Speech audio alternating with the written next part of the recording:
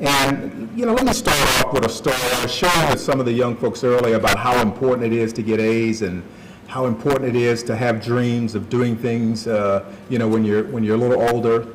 But I was once in a similar situation, just like many of you. I grew up in a housing project in Richmond, Virginia.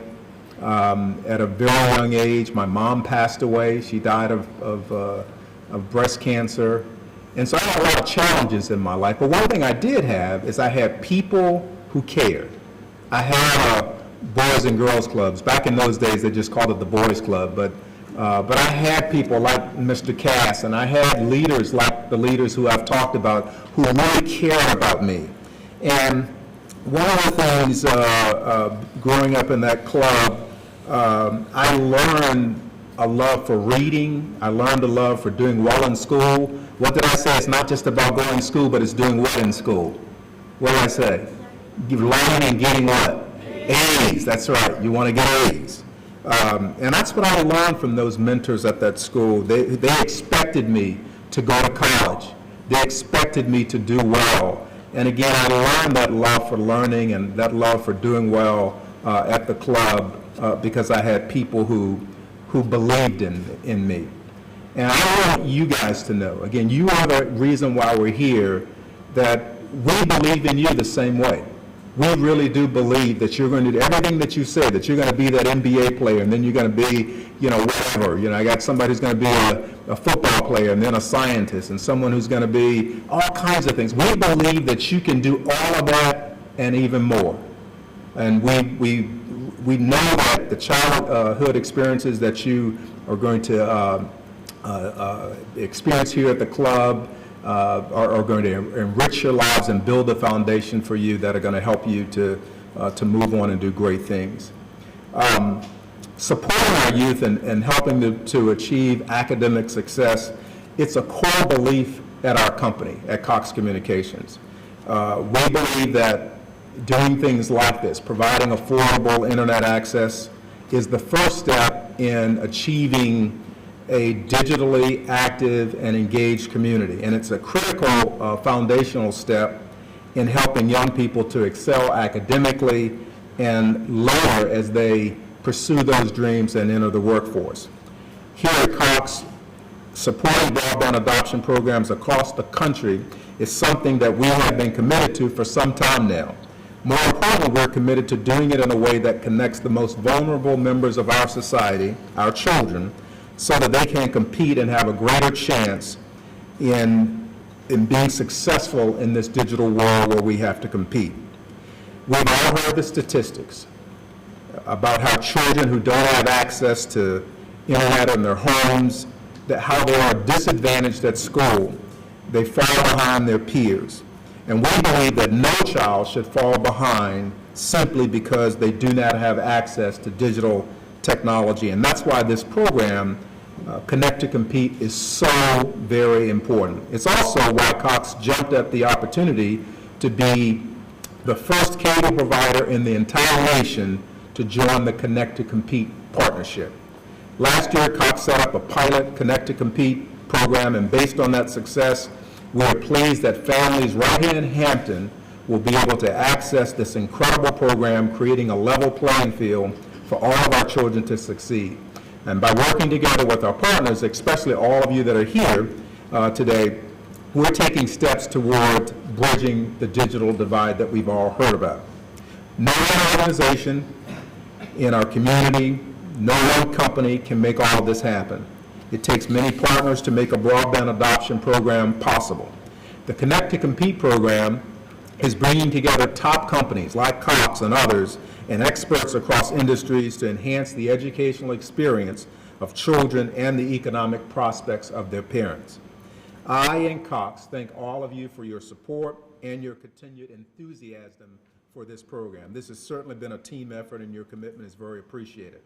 And now it's my privilege to introduce Senator Mamie Locke. Senator Locke represents, again, Hampton Roads in the 2nd Senatorial District of Virginia. And before being elected to the state Senate, she served on the Hampton City Council and was mayor of Hampton from 2000 to 2004.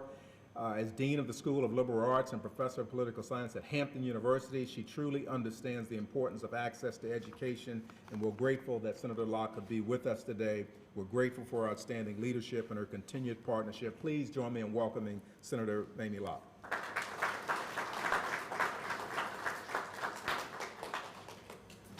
Good afternoon. Come on, you can be a little bit more excited than that. Good afternoon. Good afternoon. All right, very good. Because this afternoon is about you and about your being able to compete in this digital world and being able to access the internet so that it can help you with your homework and help you continue to get ahead and help you earn those A's that Mr. McCullough said that you have to earn. Okay, you understand that, right? You have to earn them from this day forward. Last year, I have a niece who's in Hampton City Schools. She's 10 years old, and she was having some difficulties with math. So I said, okay, let's just go and see what we can look up on the internet to see what we can do to help you. So we found this wonderful website called iExcel, and she was able to go onto iExcel every day and do problems in the area in which they'd been studying that day, so that was assisting her. And it was such a wonderful website that I decided to pay for it for the next 6 years because it goes through the 12th grade. And we would not have been able to do that had we not been able to access the internet in a way that was going to be supportive of what she was trying to do and also supportive in helping her to get ahead. So that's what this is all about this afternoon. Her name is Madison, so we want to make sure that this Madison is also successful in accomplishing her goals in school. I'll get the rest of your names later.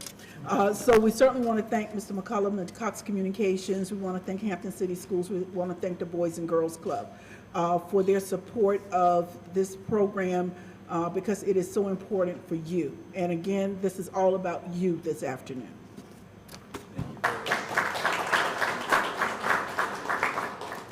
Thank you, Senator Locke. And now it's my privilege to introduce Delegate Ward. Delegate Ward represents the 92nd House District of Virginia. She took office in 2004 and currently serves on several key committees. And she is a middle school teacher and president of the Hampton Federation of Teachers. And in those roles, she clearly understands the key role that internet access can play in educating our students. And we're grateful that Delegate Ward is here, and we're also grateful for her outstanding leadership and continued partnership in making sure that our children are succeeding. Please join me in welcoming her. Delegate Ward.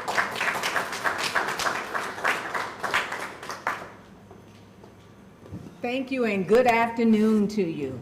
Good afternoon. I wanted to see how you would say that now that Senator Locke had gotten you all warmed up. And we're going to try it one more time. Good afternoon. Good afternoon. Thank you, thank you. Now, I stand here and I look at all of you and I think back to the time when I used to go to the boys club down in Newport News. Can you imagine me going to the boys club? Well, the girls, I want you to know that I was a cheerleader down there for our team. We were the Bears, but you know why I was a cheerleader? Because they wouldn't let me play football. But ladies, we're going to change that. We're going to change that. But it is wonderful to be here today, and I know that it's hard for you to imagine me ever being at the boys club or ever cheering. Can you imagine how I did my homework without an internet? Your parents may not even remember this because I'm a lot older than they are probably. We didn't have internet. We barely had a computer. We had these huge monstrosities of machines called mainframes, and it was only the banks, big corporate offices, IBM, they are the ones that had it. But just for us, no. You know what we had? Encyclopedias. And that's if your family could afford it. Now, my family couldn't afford a lot, but we had a used set of encyclopedias. But with that used set of encyclopedia, it gave me access to a world of information that some of my classmates didn't have. And as I look back at that time, I know that those of us who had access to at least a And a set of encyclopedias did better in school because we were able to connect to an outside world. And that's what the internet is going to do for you. Now, with an encyclopedia, let me tell you how long it would take us to do one thing. Took us forever. Now, you can go online, and if you're connected to the internet, you can Google anything, get that answer just like that. With us, we had to go around, try to find the encyclopedia, and hope you had the most recent edition. I remember in the 12th grade doing a report. Now, this was in 1972, and I remember so well looking up something, and it said, "One day, man will go to the moon." But now, as soon as something happens, let RG3 do anything, and you will find out just like that. That's what it's like being connected. And that's the only way you're going to truly be able to compete in this world today. So I really applaud Cox Communication for what they're doing. I know that it's not only going to help you, but it's going to help your entire family, because so much information is right there online, not just to help you compete in school, but for your parents also to be able to stay informed. But again, congratulations, and I hope you do well.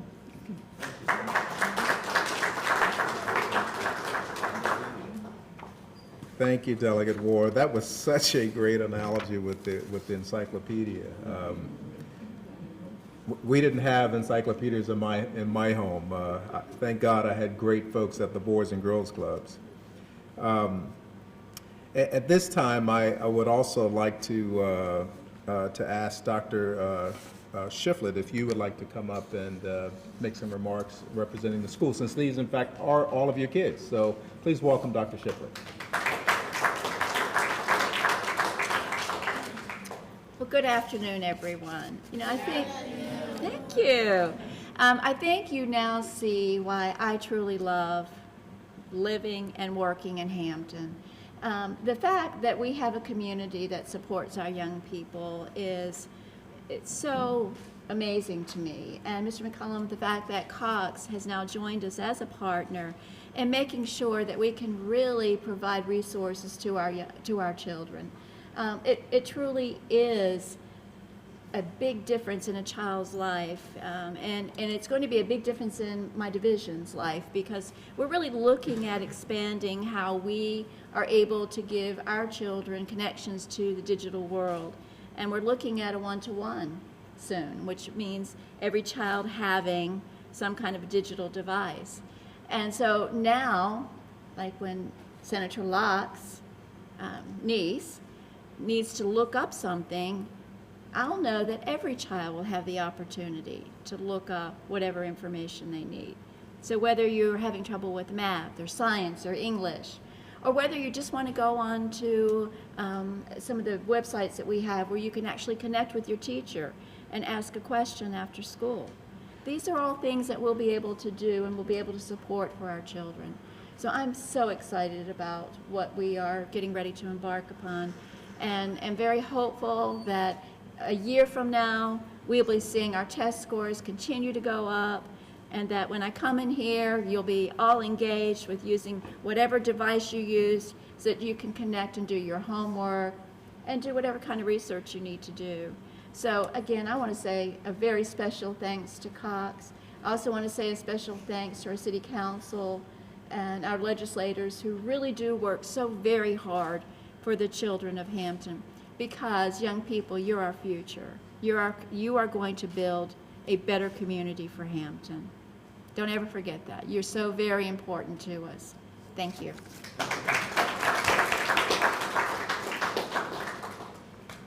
I've mentioned him already. Again, thank you, Dr. Shiflett. I've mentioned him already today. Steve Cox does a phenomenal job with our kids, and giving them a safe place, a place where they can make great choices, learn how to make great choices, and you do a phenomenal job. So at this time, please welcome Steve Cass, the head of Boys and Girls Clubs here on the Peninsula.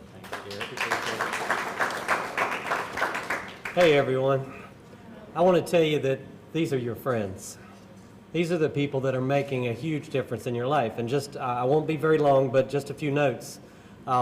Senator Locke, when she was a leader in the city of Hampton, which she still is a leader, but she's actually leading the state now, is the reason why you have this Boys and Girls Club. She led the effort to make sure it was here.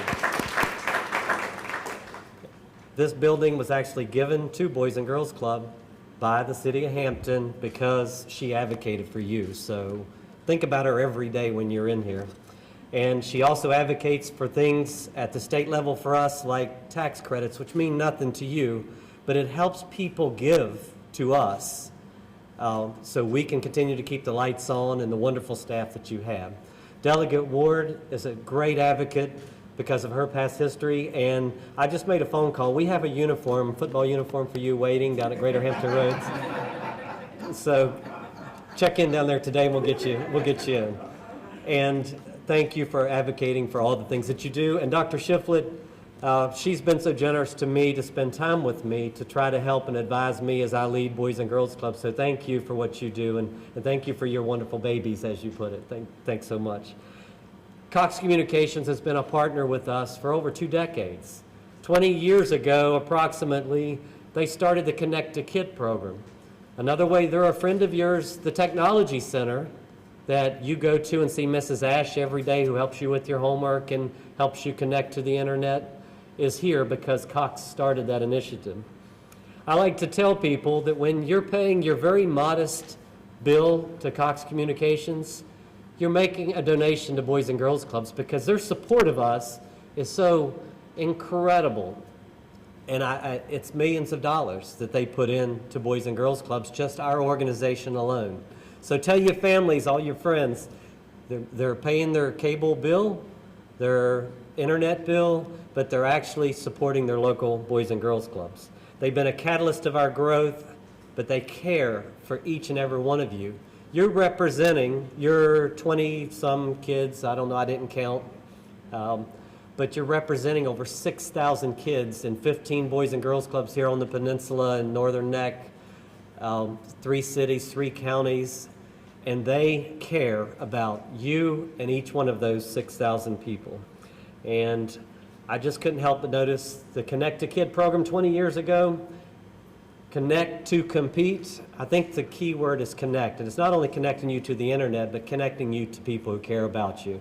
Gary, thank you for being such a strong advocate for Boys and Girls Clubs and for each one of these young people. Thank you, Steve. If you could stay up, and I would also like to ask Dr. Shiflett and John Eagle to please join me at the podium here for a second. We do have some certificates we want to, as I mentioned, this is a partnership, and I'm just going to read one of these because it's so important for the schools. In order for Connect to Compete to work, it really is a partnership with the schools. You know these kids, and you don't just know what they're doing academically. These teachers, as Delegate Ward knows, they know what's going on at home. They know what's happening and what's not happening, and they know the resources and the resources that are not in those homes. And so it takes a partnership to really make Connect to Compete work. And so to Dr. Shiflett and to John, I'm just going to read one of these, but it says, Cox, Virginia, Connect to Compete champion. To Dr. Linda Shiflett, to John Eagle, for his and her partnership and dedication to broadband adoption, to delivering a digital opportunity to all children. Together, we are one step closer to bridging the digital divide. So, John, thank you for your leadership and support of this from an IT perspective. And Steve, again, Steve mentioned, this is one for Steve as well. Steve mentioned that Cox has a technology room here where you access the internet and you're able to get online. But what we're doing now is we're taking this technology to your homes. We're giving you access to that because, again, we don't think that any child should be left behind in this digital world that you're going to be growing up in. So, again, Steve, thank you for your leadership.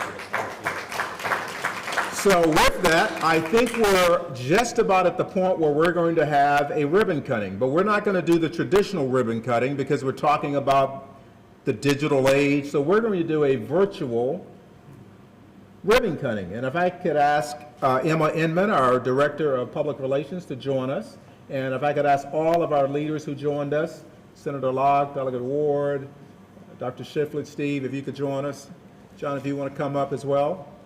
We're going to do this digitally. Why don't you get in the middle? I'll get middle. And I think if we do this right, if we all just put our finger here, the ribbon should cut. All right.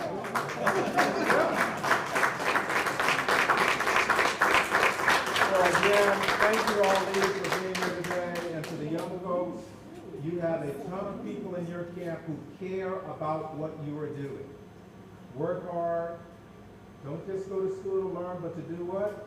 Get A's. Do the best you can, because we're counting on you that when you're in a position like us, you want to be giving back to those kids who are going to be following you. Okay? Can you do that? All right. Thank you, guys.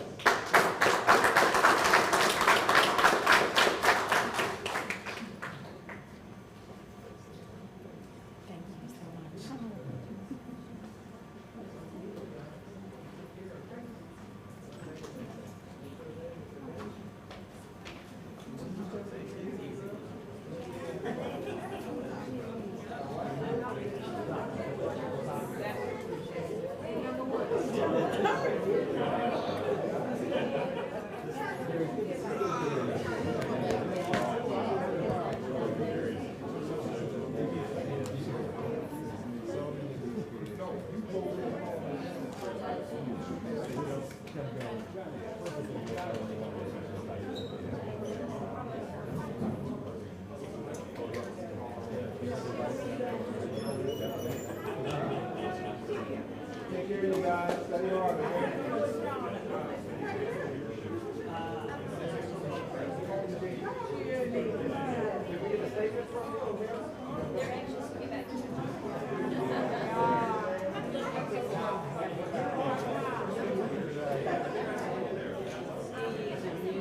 Do we have time for a photo? Hey, Steve. There.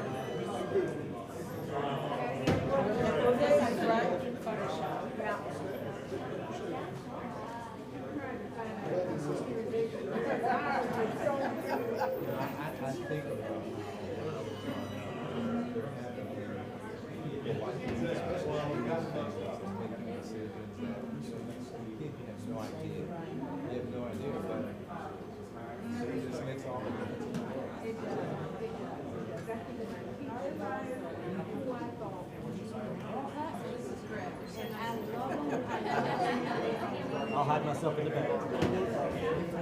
Can I please come up?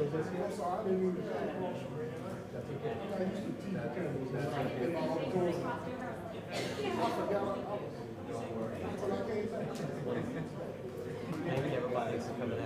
Y'all are wonderful. Thank you, Gary. I appreciate what you do. Randy's been great. He's a good man. Yeah, we had He's a lunch good man. together and sort of got our. You know, let me know kind of what's going on statewide, because, you know, I've been remiss in getting a meeting together, and that's all my fault. And we're going to circle back with him. I've had my hands full. and I'm not asking for a meeting. The thing I need to know is when I'm in meetings with, I was in a meeting with Tommy Norman before I came here. I'm talking to him about a lot of other things, but I want to make sure that I'm able to say what I need to say about the things. I need some leadership there. I do need, we've talked about the right people, and I just got to get myself together. I took on a role I didn't have time for, you know how that goes.